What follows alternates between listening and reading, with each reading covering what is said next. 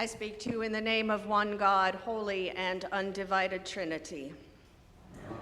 You can be seated.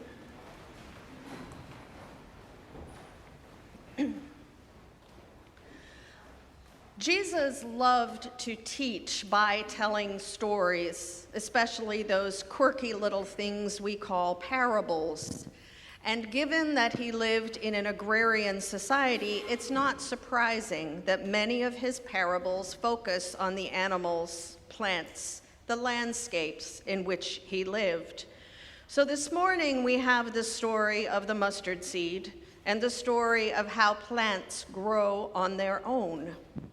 And that's the one that's fascinating me right now.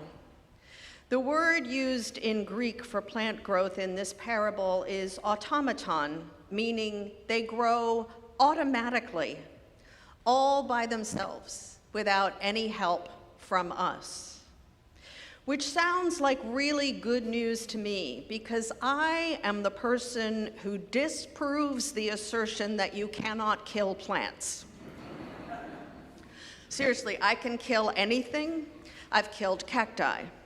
And I feel obliged to apologize to any plant that enters my home or gets planted in my yard, something along the lines of, "You who are about to die, we salute you." And there's so much to worry about with plants. Am I watering it too much? Not enough. Is the soil right? Is it getting enough sun? Did I fertilize it enough? Too much? And despite my total ineptness, I am often shocked that plants in my yard not only grow, but thrive.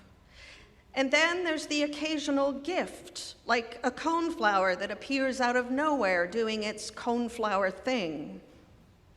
According to both Mark and Jesus, that is what God's kingdom is like. A person, or a bird, or a fox, scatters seed on the ground, and then goes on with life, trusting that the seed will do its thing, producing fruit, first the blade, then the ear, then the full grain or fruit in the ear, trusting the earth itself to provide fruit without any worry or effort on our part. Something Barbara Brown Taylor calls agricultural grace, which makes me a little more relaxed in my approach to gardening. But honestly, that just frees me up to worry about everything else that I need to worry about. And there is so much to worry about. Paul, in his second letter to the Corinthians, he gets this.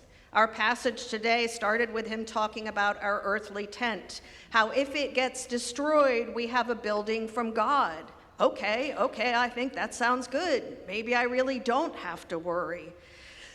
He goes on to say, we groan. Some translations say we sigh with anxiety. And I think, wow, Paul must have had me in mind. He goes on, so we are always confident, courageous in some translations. Well, define always, I want to ask him. I mean, I don't think I'm always courageous, but I guess I am occasionally brave. We would rather be away from the body and at home with the Lord. Hang on. What was that? I actually kind of like it here in the body. I mean, yes, it has its problems, but I've grown rather fond of it. For all of us must appear before the judgment seat of Christ. Ooh, boy. I knew there'd be a kicker, something to ramp up my anxiety again. And Paul has listed some serious worries, and I have so many more to add. War, poverty, the climate crisis, cancer, my daughters. Is chocolate chip ice cream really on the way out? I'm guessing you have yours, those things that keep you up at night, those places in life where you are working hard to protect yourself and those you love.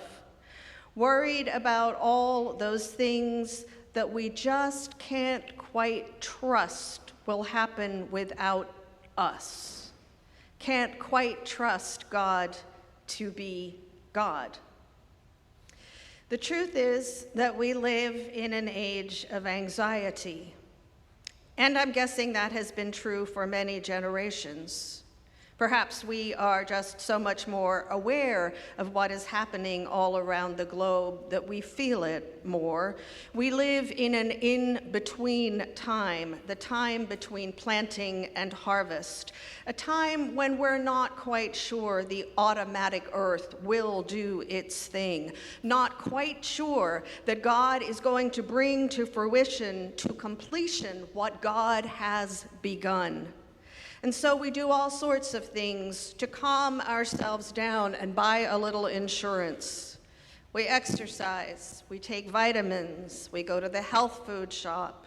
We definitely talk to our financial advisor, maybe read the horoscope. Anything to make our future feel more secure, more knowable, more controllable. And that is one symptom of anxiety. But there are others. Perfectionism, the impossible trap of needing to do everything right. Drivenness, which turns our wants into needs. Moral outrage that bad things happen to good people like us. Restlessness, the feeling we should always be somewhere else doing something else. Dread of being alone, when we can hear our worries bouncing around in our head. Estrangement from God, where we really mean to pray or read that spiritual book, but we just don't have the time. And that murder mystery looks so much more interesting. Anxiety is a trap that narrows our vision, constricts our breathing. It feels automatic to us, part of the human condition, and in a way, it is. Yet it is also a stumbling block and a liar. It separates us from each other, from our own souls, from God. It lies to us that we are supposed to figure out how to save ourselves, and tells us we are inevitably going to fail. It blocks faith, faith as trusting in God, trusting that God will be God, the earth will produce its fruit, and life can be trusted. Now, I realize that we can't all just run off and forget about all the complexities of life, abdicating all responsibility, just go lie under a tree and watch the clouds, though honestly, we all should do that for a good long while. Giving up anxiety does not mean checking out of life, being reckless, not caring about others. But it does mean giving up our frantic, sterile worrying and the seductive lie that if we stop worrying, our lives will collapse. I don't know this for sure, but I have a hunch that a step toward letting go is acknowledging how deep we are into worrying, confessing it, if you will. All the ways we have tried to make ourselves secure, insulating ourselves from God, from others, from ourselves. All the ways we have ignored God in pursuit of our own solutions. All that anxiety has cost us and how little peace it has brought us. And then there's forgiveness, which we know is given before we even ask. So knowing that, we have the freedom to not choose anxiety and can live out of that choice for a change. Paul uses the word courage or confidence. These are good words, words that do not mean an absence of fear or nervousness, but a willingness to go on despite that. Words that can mean choosing to face our own life, our death, our God, the dangerous unknown, facing it without relying on perfectionism, restlessness, outrage, or drivenness, choosing courage knowing that it is not a once and done decision, but a daily one. That is what it takes: confession and choice, forgiveness and courage, over and over and over again, choosing that on a daily basis. And then, secure in forgiveness and acting out of courage, choosing to scatter the seeds you have been carrying around in your pocket for so long, waiting for the perfect place to plant them, the perfect time to let them go, paralyzed by the anxiety that you might put them in the wrong place, or the anxiety that would lead you to dig them up every day just to check on them and see how they're doing. Courage allows you to just open your hand and toss them into the wind, knowing they will land where they will land. Some will get eaten by birds. Some will not land in soil. But many, most even, will land in the soil and get buried.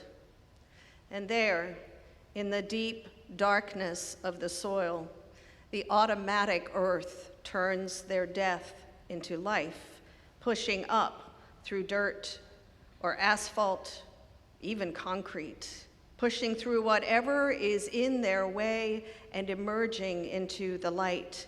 First the blade, then the ear, then the full grain in the ear, and then you come in, you who have watched and waited faithfully, you who have trusted the earth, you who know that you cannot make the seed grow, but you know who can. Then it is your time to harvest the grain and serve up a banquet at the biggest table you can find, inviting all, gathering all who will come and sit down and eat. May it be so.